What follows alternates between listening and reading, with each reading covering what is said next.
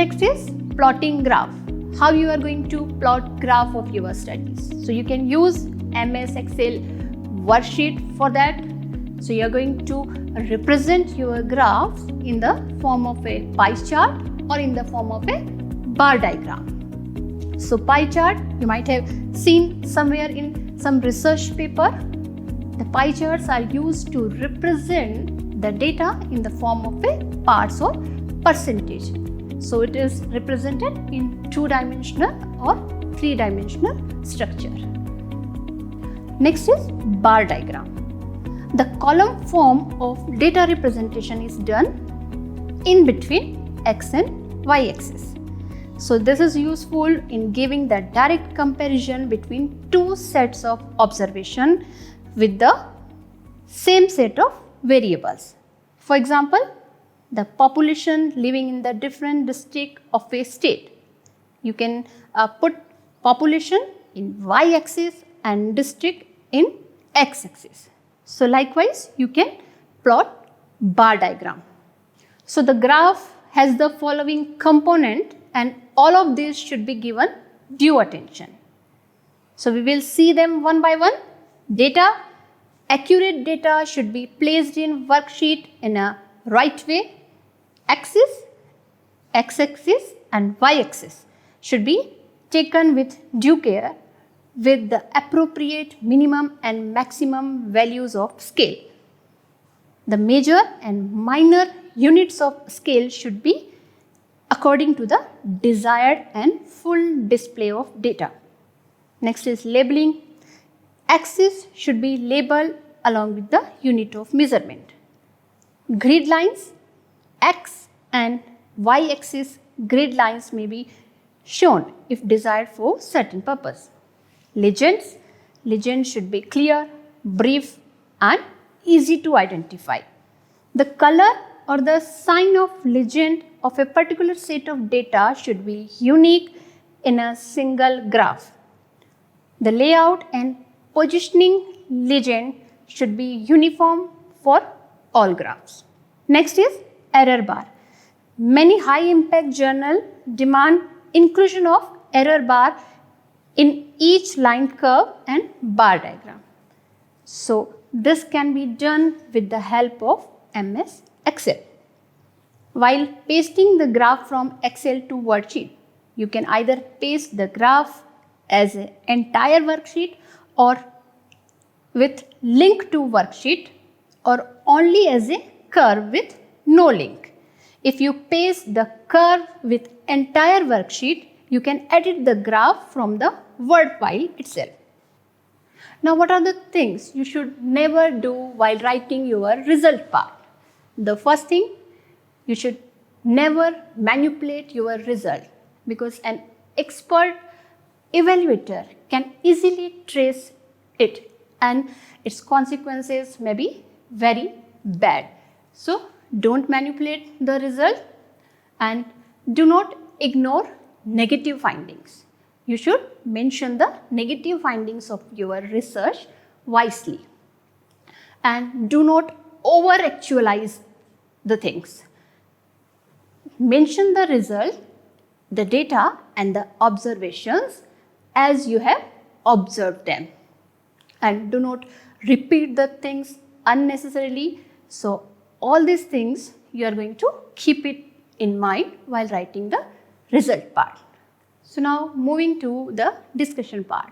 See, the discussion part of your thesis, it is the centric part and everyone wants to read because discussion is going to reflect that how justified your work is.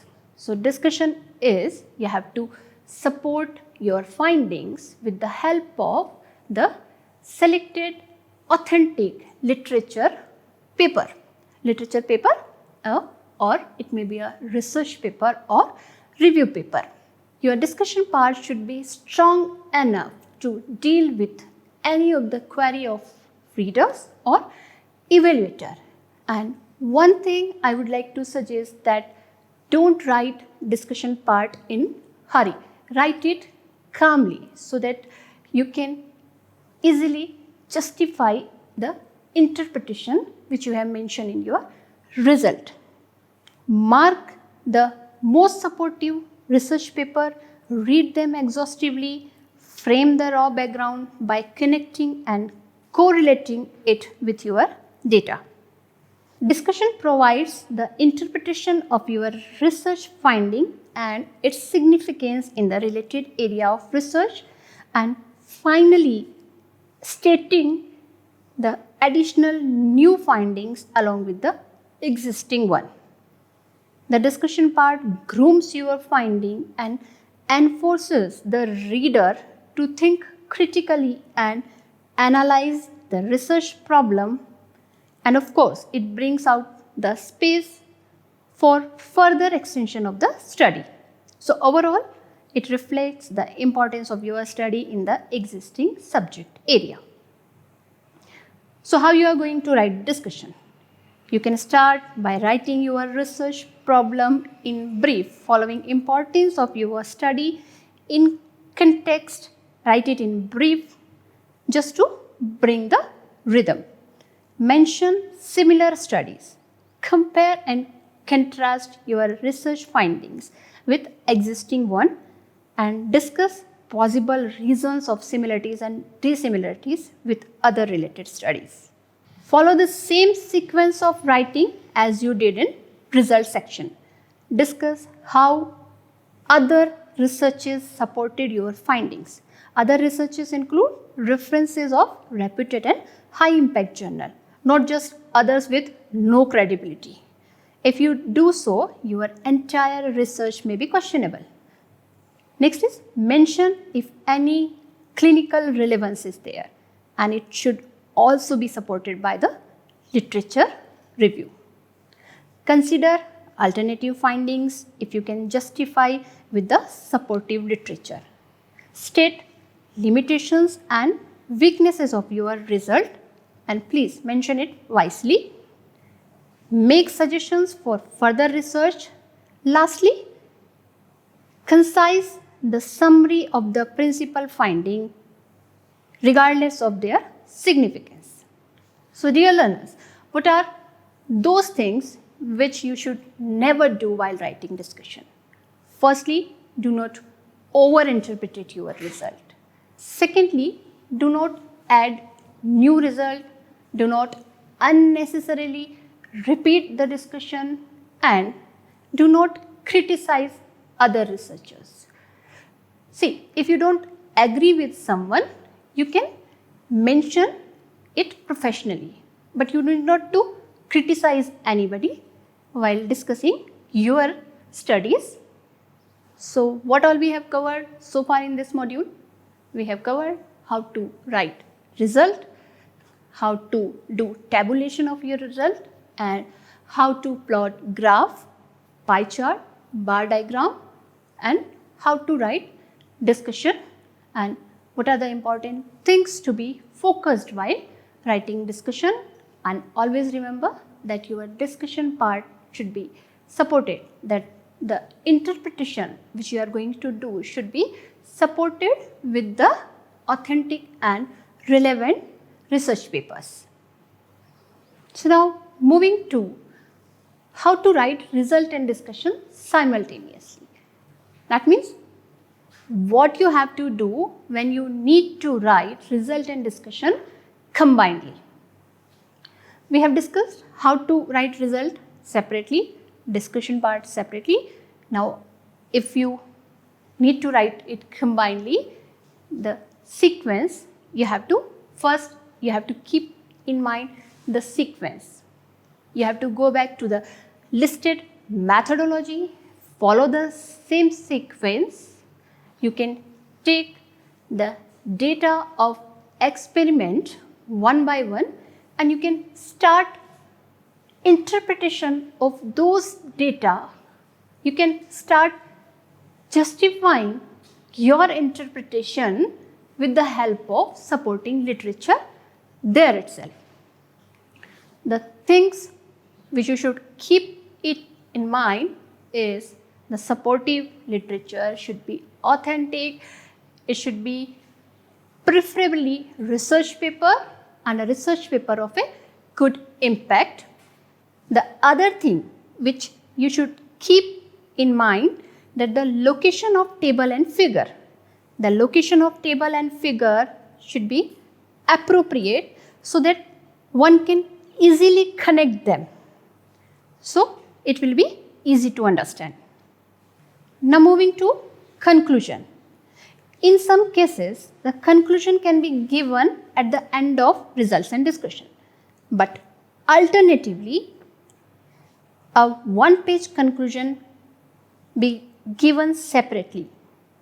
You should just mention the conclusion in 3 paragraphs.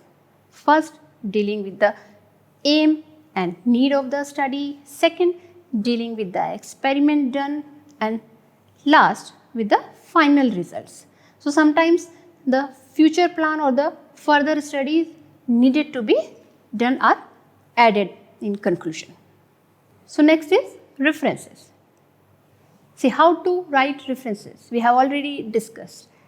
So just recall that one single style of writing reference you have to opt, and the references which you mention, which you cite in the introduction, in the literature review, in the material and method should be of latest one. Now moving to the summary. So in PhD thesis, you are required to submit the summary of the work in the same number as that of chapters. Plan chapter-wise summary or abstract and compile them. So each chapter summary should state the content or the matter discussed in the particular chapter. So never ever take the summary lightly. Many times the thesis reviewer makes the summary as the basis of its evaluation. The length of summary should be around 8 to 12 pages depending on the number of chapters. So each chapter summary should neither be too brief nor be too lengthy. So at least important results must be mentioned in the summary. So next is setting margins, font size, heading and subheadings, chapter title, header footer, paragraph setting, table and figure, equation and special characters. So for all these things, there may be some written guidelines as per your institute, university, or maybe you have to follow your supervisor instructions. And if there are no such guidelines, you can just follow the standard format of writing. The standard format is double line spacing with font of Times New Roman, 12 font size and 1 inch margin from all the corners of pages. Now moving to the title and cover page. So title and cover page. Your cover page of your thesis, it is very important. So you have to check each and every aspect very carefully. First thing, the title. The title of your thesis, it should exactly match with the title which you have mentioned in your synopsis. The other information, say for example, your name, your supervisor's name, your co-supervisor's name, your institute or your university name, and the logo of university, the positioning of the logo of your university. So all these things comes in the cover page. So give utmost attention to the title page. So other part like acknowledgement, index and appendixes you have to write. So how you are going to write acknowledgement? The acknowledgement, you are going to acknowledge your supervisor and those persons we have genuinely contributed in doing your research and in writing your thesis. Index, you have to make index of your thesis right from introduction to the last conclusion.